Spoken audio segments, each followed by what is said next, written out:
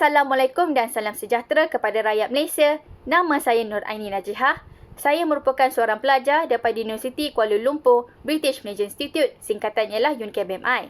Pada hari ini, bulan Mei tahun 2020, Malaysia bahkan satu dunia sedang dilanda wabak penularan COVID-19 atau dikenali juga sebagai coronavirus. 3 komponen utama yang dilaksanakan oleh kerajaan Malaysia untuk mengendali dan mengurus COVID-19 ialah pencegahan, pembendungan dan kawalan. Langkah paling efektif dan terbukti dapat membendung penularan virus ini adalah dengan memutuskan rantai jangkitan dalam kalangan orang awam. Pada hari ini, ingin saya bincangkan mengenai memecahkan rantaian, mencegah sebelum merawat.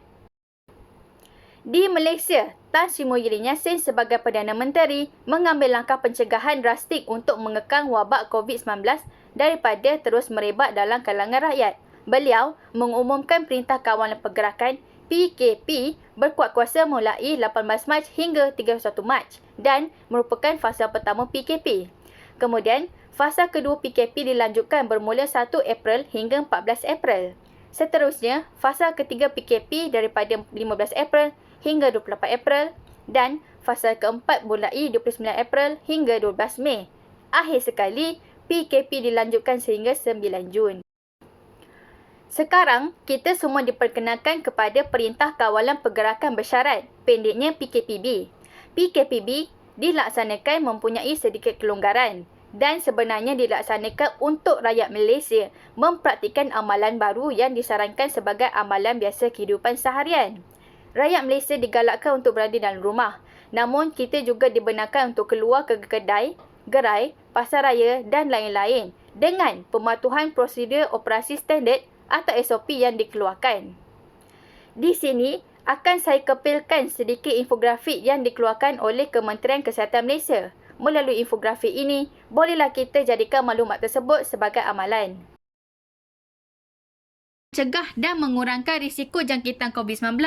Pertama sekali, tutup mulut dan hidung apabila batuk dan bersin. Seterusnya, buang tisu tersebut ke dalam tong sampah. Kedua, kerapkan cuci tangan menggunakan air dan sabun atau bahan pencuci tangan iaitu hand sanitizer. Ketiga, pakai penutup mulut dan hidung iaitu mask sekiranya bergejala. Paling penting sekali, jaga kebersihan diri sepanjang masa. Tahukah anda, tangan yang tidak dibasuh dengan kerap dan betul penuh dengan kuman. Oleh itu, untuk cegah COVID-19, elak bersalaman atau bersentuhan.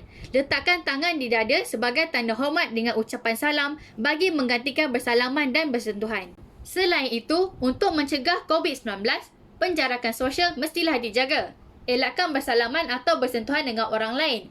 Jarakkan diri sekurang-kurangnya 1 meter daripada orang lain. Duduk di rumah, elakkan tempat tumpuan orang ramai. Pakai penutup mulut dan hidung apabila anda keluar rumah. Elakkan penggunaan pengangkutan awam kecuali terdesak. Penjarakan sosial mestilah dilaksanakan ketika membeli makanan di restoran, mengisi minyak di stesen minyak, membuat urusan di ATM atau bank, membeli obat di farmasi, membeli barang keperluan di pasar raya dan menggunakan kemudahan pengangkutan awam. Saya hanya seorang rakyat Malaysia yang biasa, namun saya sarankan kepada rakyat Malaysia yang lain, sama-sama kita mesti patuh kepada SOP PKPB yang dikeluarkan oleh kerajaan serta patuh kepada arahan yang diberi oleh Pak Berkuasa. Ingatlah, akan ada pelangi selepas hujan, bersusah-susah dahulu, bersenang-senang kemudian. Mungkin praktis ini akan rasa janggal dan susah untuk kita amalkan, tetapi percayalah rakan-rakan semua, dengan usaha bersama, negara kita pasti akan menang dalam peperangan membanteras wabak COVID-19 ini. Bersatu kita teguh, bercerai kita roboh. Ayuh rakyat Malaysia, mari kita amalkan SOP PKPB dan kemenangan pasti akan datang buat kita. Itu sahaja daripada saya Nur Aini Najihah. Terima kasih kerana menonton video ini. Sila komen pendapat anda dan like video ini. Sekian, terima kasih rakyat Malaysia semua.